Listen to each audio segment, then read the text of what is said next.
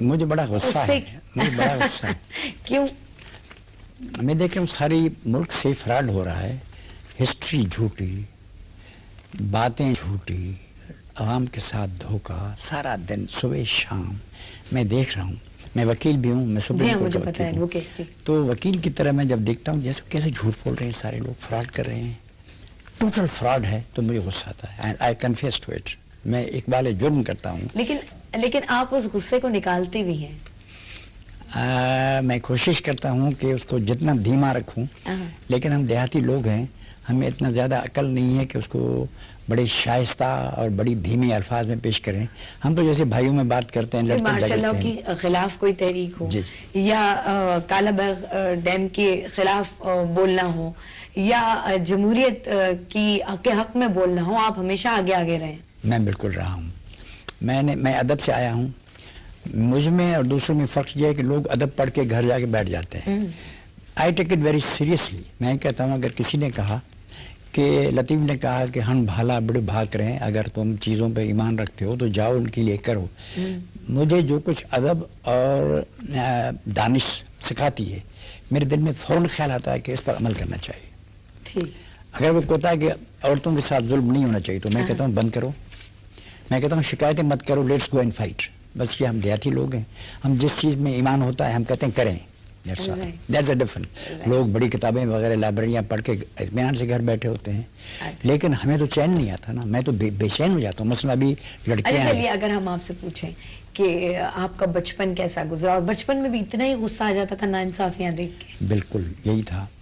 میں جنگشائی یہاں اسٹیشن ہے حیدرآباد، اس کے درمیان میرا گاؤں ہے، وہ ویران سا علاقہ تھا، بارش نہیں پڑتی تھی اور پانی تو تھا ہی نہیں، اس ویران علاقے میں رہتا تھا۔ ہم غربت کے تحت الثری میں رہنے والے لوگ تھے، اور میرے والد صاحب پٹواری تھے، اتفاقاً ایک ہی گاؤں میں پٹواری، اور باقی سب لوگ غریب ہوتے تھے اور دودھ بیچتے تھے، گائے رکھتے تھے، اس کے دودھ بیچ کے گزر کرتے تھے۔ زمین ہوتی نہیں تھی، یعنی آباد نہیں ہوتی تھی۔ میں اس سے تعلق رکھتا ہوں، بالکل ہی دیہاتی اور عجیب غریب منظر تھا۔ تو اس زمانے سے میں نے جو کچھ دیکھا، میرے دل میں ایک زبردست ایک خواہش ہے کہ ایسا نہیں ہونا چاہیے۔ ہمارے ہاں مثلا میری ماں ہوتی تھی تو قاعدہ ہے ہمارا، دیور اور سسر اس کو پیٹے تو وہ نارمل چیز ہے۔ مثلا اگر شوہر بیوی کو پیٹا نہیں ایک دو مرتبہ تو اس کی معنی کہ نامرد ہے، اس کی ماں اس کو ٹوکے گی، یہ کیا کس قسم کا آدمی ہے۔ میاں بیوی اکیلے بیٹھ کے باتیں کریں تو سارے لوگ انگلیاں اٹھائیں گے، یہ کیا چکر ہے، what is this naan sense. اور رسول صاحب ابھی بھی ہوتا ہے؟ ابھی یہ عام طور پہ تو یہ ہوتا ہے، میاں بیوی کو آپس میں دوستانہ بات چیت کرنے کی اجازت بڑی معیوب سی چیز ہے۔ یہ کر کے زنخواہ کے گھر میں بیٹھا ہے بیوی کے پاس، you are not suppose to talk.